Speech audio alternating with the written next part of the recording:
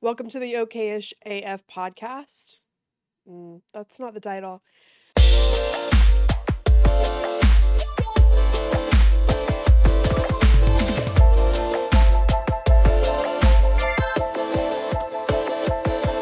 Welcome to OkayishAF does whatever she wants.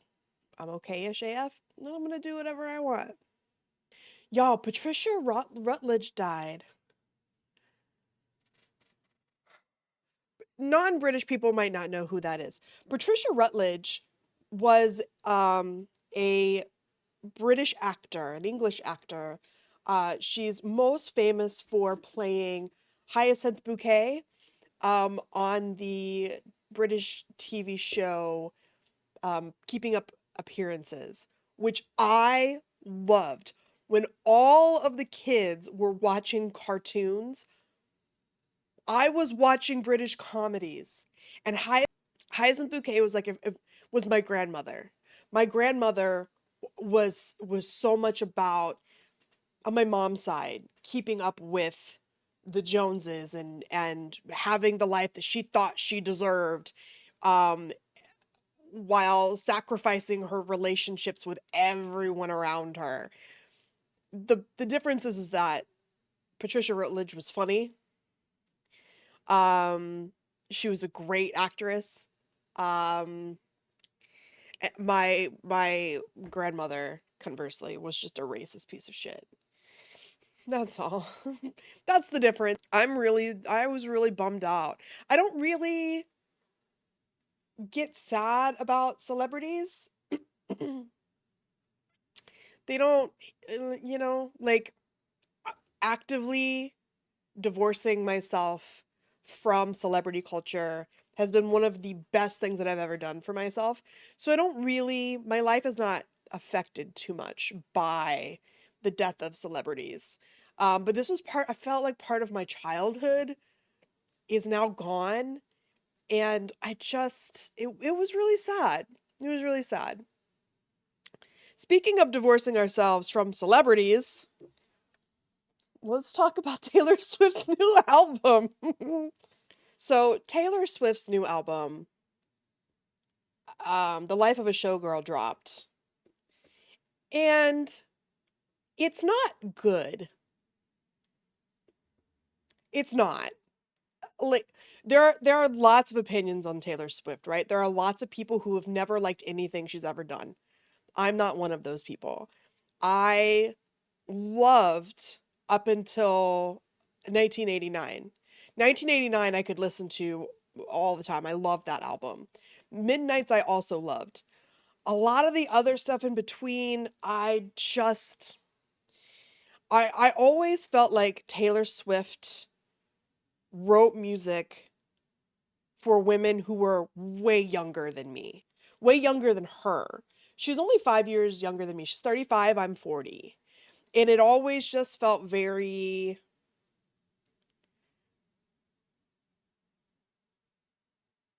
juvenile, which is not necessarily a bad thing. If that's who you write your music for, that's who you write your music for. But then she comes out and on her boyfriend's podcast, and says that this album is her finest work and she is the most proud of this album. She's been waiting to write this album for so long.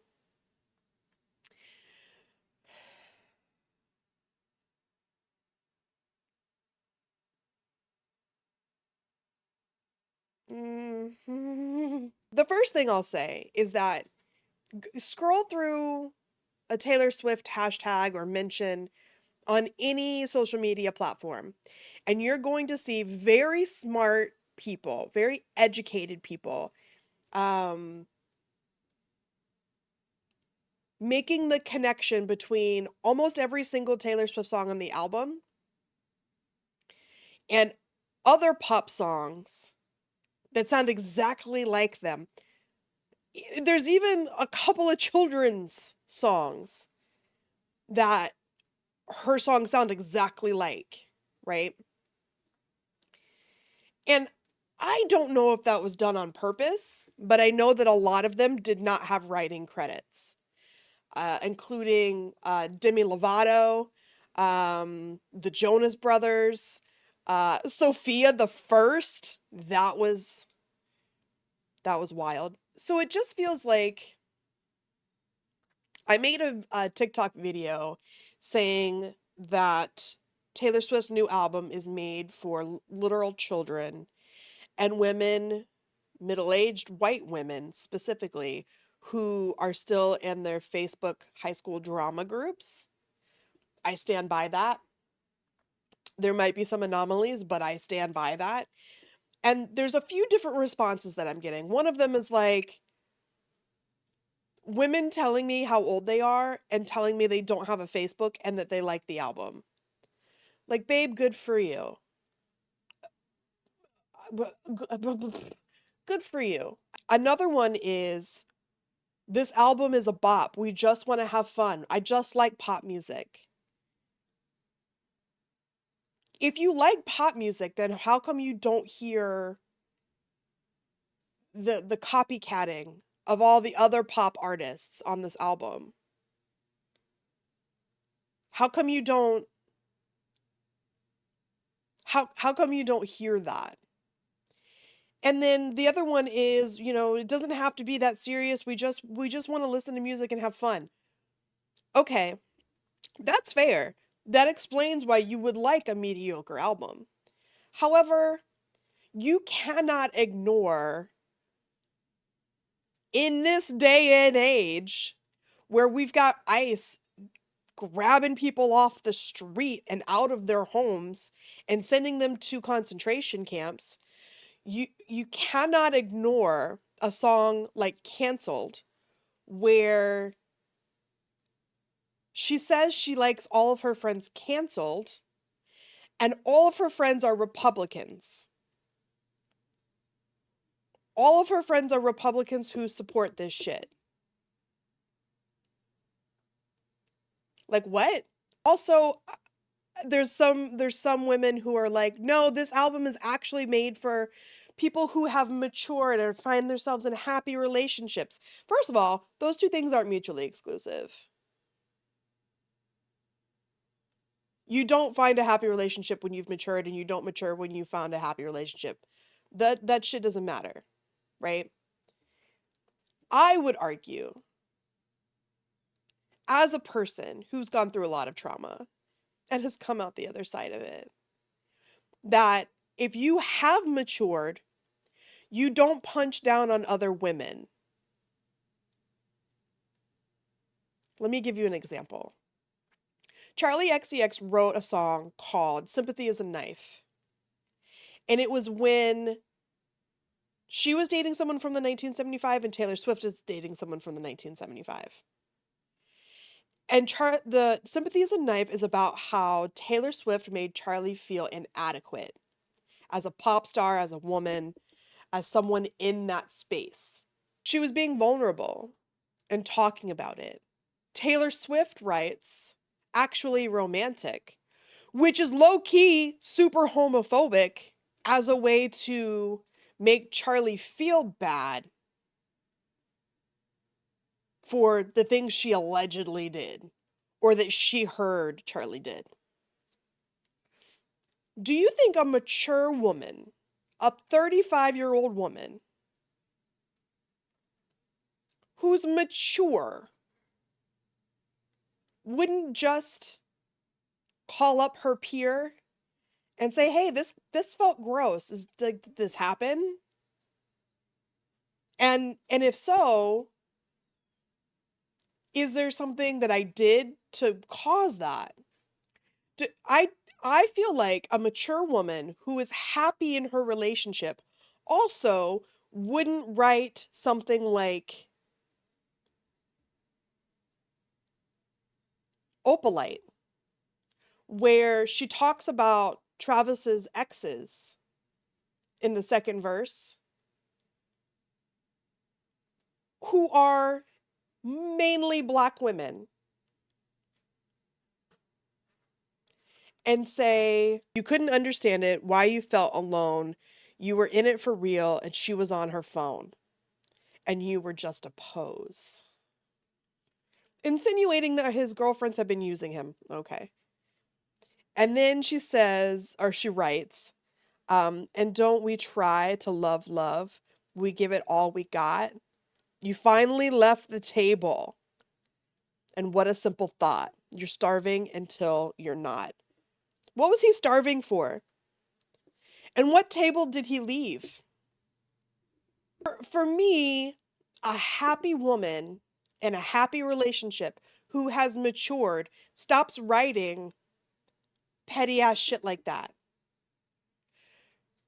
Conversely, Donald Trump has talked mad shit about Taylor Swift. She didn't mention him once. She didn't allude to him once. And it's a perfect example of white women missing the whole entire fucking point. And I feel like we need to talk more about divorcing ourselves from celebrity culture. When people start talking about, my favorite would never do this. Why is it your favorite? And why is your favorite a billionaire? What, there are no ethical billionaires. Why is your favorite a billionaire? And why is everyone caping so hard for billionaires? They shouldn't exist. I know I talk about this song a lot, and if you follow me on my Twitch or you've been in my Patreon, which you can subscribe for free, I will link it in the show notes below. Open Mic Eagle's Celebrity Reduction Prayer is your gateway song to removing yourself from being any sort of celebrity stan. They do not care about you. They only care that you're buying their shit. Riyadh Comedy Festival is another great example. None of those people are living paycheck to paycheck. None of the people who were paid to go over there are living paycheck to paycheck. And they know that their fans are going to forget that they did that. That they went over to the Saudi Arabian royalty who are responsible for heinous things and did a comedy show. They know their fans are going to forget. I don't forget. Another thing that I saw this week was a TikTok of a publication called the Tennessee Holler, who is usually pretty good at releasing stories and doing interviews with people pushing progressive ideals. They posted a video of Garth Brooks talking about his bar in Nashville and how he's all about inclusivity. And this is where I need to tell you that I used to love Garth Brooks. I used to love him. I once, on a plane ride with my best friend, we were going to Colorado, gave my best friend a whole dissertation on the history of Garth Brooks, how he was one of the first people in country music to be an ally to LGBTQ people, and how his performing changed the way that all country music artists perform on stage, live in concert. And then last year, this time last year, there were credible rape and SA allegations against him from a former employee of he and his wife. And I had to drop that shit. If you believe women, you believe women, right? And I was like, oh, absolutely not. So when I saw this Tennessee Holler video, I was just like, what did we all? What do you mean? And then all the comments were like, oh my God, I didn't know about this. Oh my God, I didn't know about this. Oh my God, I didn't know about this. So I'm telling you now to Google it. Garth Brooks is not a good man. And this is why we need to stop investing our time into people who don't give a fuck about other people. Truly. Our time is currency, especially on social media. The time and energy that you give to other people is currency. And the time that you spend listening on Spotify, Apple Music, Tidal, wherever, YouTube, um, that's currency. And we have to start being more thoughtful. We have to start using discernment when it comes to the types of people we're uplifting. So for me, it's fuck Garth Brooks, fuck Neil Gaiman, fuck Hulk Hogan. I hope he rests in piss. And it's fuck Taylor Swift. Sorry. I want to give some shout outs to my community. Um no one specifically in particular, just everybody in general. That's a Blue Scholars lyric, by the way. You should check them out. They're really good. I like them a lot. Without y'all, I wouldn't be able to make this episode. I wouldn't be able to do anything without y'all, especially my Patreon and my Twitch subscribers. Thank you so much for everything that you've done for me. You know who you are, you know what you've done, and I am very, very, very grateful for that. Let me tell you guys what I'm obsessed with right now. There is a TikTok video, or I guess I saw it on TikTok. It's probably in other places. And it's of these Chinese kids who are doing a tortoise and the hare dance, like storytelling dance. It is incredible. I've watched every single version of the video from every single angle. It is, I don't know, someone needs to do a study on why videos like that particularly are so um addicting is not the right word. Captivating. Bitch, I'm captivated. It's incredible. It is so good. The story behind it is actually kind of sad. The interpretation is that in Chinese schools there are two different types of kids, and one is the hare who is told how great they are and how amazing they are and how much potential they have, and they always feel like they're having to chase their potential, and they're just exhausted because they have to keep moving, they have to keep going, they have to keep reaching the next goal. And then you have the tortoise who is um constantly made to feel like they're being left behind because the hare is so successful, and they just have to keep moving, they have to keep going. There's no stopping, there's no breaks, they have to reach the same goals. And at the end of the dance they all take off their tortoise and hare identifying costumes, and in a moment of like liberation from the idea that they're not already good enough. And it just sort of makes you like, if you grew up as a kid in the 80s and 90s where they had the gifted program, which was a whole scam, and you were told how great you were, you know how freeing it is to let go of the idea that you're not living up to your potential. Because I felt like the tortoise and the hare when I was young. Like, everyone told me how smart I was. Everyone told me how much potential I have. Everyone told me how great I was going to be. And I never was able to live up to any of those things. And at the same time, all of my friends were like doing all of the things, and I was left behind. I felt like I was never going to live up to any of that. I couldn't live up to anything. And my anxiety, I think that's the origin story of my anxiety disorder, was that like what do I do? Nothing. There's nothing to do. So I literally did nothing. I slept.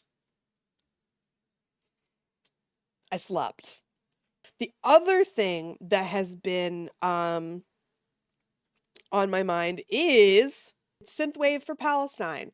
a bunch of my favorite artists, Alpha Chromeo, um, Digital Love, Manhattan, Star Madman, Vampire Stepdad, and loads of others have all made songs on a synthwave compilation to help support Palestine Children's Relief Fund. And I'm so proud of them. This is an amazing cause. Head to Bandcamp and buy it. Head to Bandcamp and buy it. Buy some for your friends. I think they've raised at to date, today's October 5th, they've raised over $500 so far, I believe. And I'm really proud of them. It's amazing. And it's amazing music as well. Please go give them a listen. The last thing I want to talk about is I just want to touch on mental health for a second. I know I've shown up and I'm like all smiling and joking and yelling and like whatever. Um, October 4th. I'm recording this on October 5th. This will be released on October 6th on Monday. October 4th was 10 years since my suicide attempt.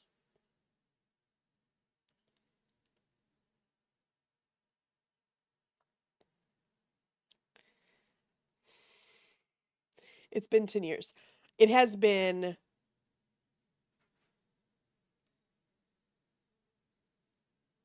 mm, after that, I worked overtime to get myself to a place where I was doing things for me. I was building the life that I wanted. And in 2023, going into June of 2023 specifically, I finally felt like I've got this. And then I was laid off. And a lot of dreams were taken from me in that moment. I, for example, want to move to England. It's been on my list for a long time to do that. And I'm not going to be able to do that without a work visa.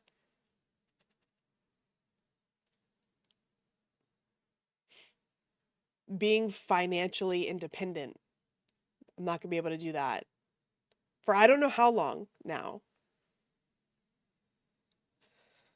Being able to give my daughter things that I didn't get to have as a child. And I know that material things are not important. And it's also healing for me to be able to provide for her in that way. Being able to help others, I can't do that anymore. I used to go through mutual aid hashtags on Twitter back before the bad times and just give 10, 15, $20 to a few people each paycheck. And I can't spare anything now. In fact, I'm having to ask for help now. It's been 2 years of asking for help and I don't want to do it anymore. I'm tired. This time of year is always really hard because it's a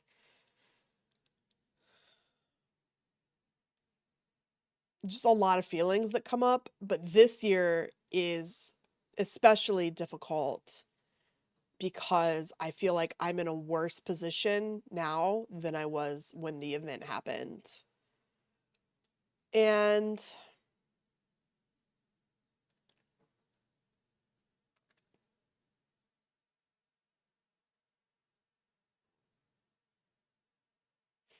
I'm just grateful for my community that supports me in a way that allows me to be here to talk about it.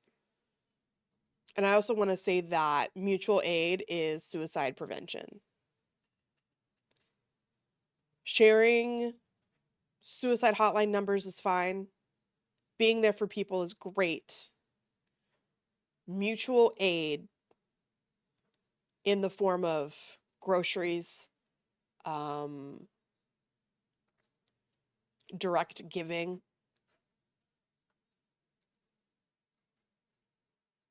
sending someone dinner via Uber Eats, paying for their electric bill directly. Little things like that are suicide prevention. Those are the best things you can do for someone who is suffering with ideation. So the next time you see someone who's struggling with it, ask for their Venmo instead of giving them a phone number. That was a cherry note to end on. That's fun. I am curious of what y'all think about the Taylor Swift album. If you're going to listen at all. I know there's a lot of other albums that are coming out. The Midnight released a new album, which I haven't been able to listen to because they just break my heart sometimes. I will be streaming Brat for the foreseeable future. That's how I feel about it. Thank you guys for listening. Thank you for being here. As always, it's OkayishAF on all socials. The Patreon will be linked in the show notes. Please head there, consider supporting me. There are things that are on the Patreon that you won't see, my everyday life, things that I'm doing, real time things that I'm obsessed with. There's also a tier where you get postcards from me. Please let me send you postcards. Join and let me send you join and let me send you postcards. Thank you guys for your support, and we'll see you next time. Okay, bye.